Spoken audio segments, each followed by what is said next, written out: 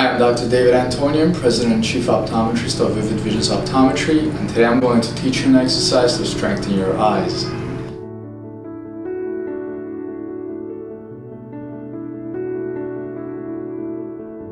Our eyes work like a camera. They have to accurately focus at targets up close while we're reading or working on the computer, and be able to relax their focusing power while we look at targets that are far away. Today, we're doing an exercise which will train your eyes and your brain very important visual skills.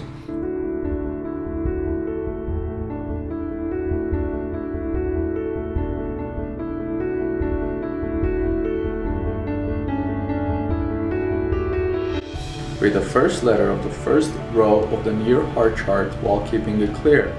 Then look far away at the second letter of the first row of the Hart chart while keeping it clear.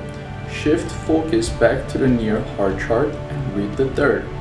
Continue until the last character.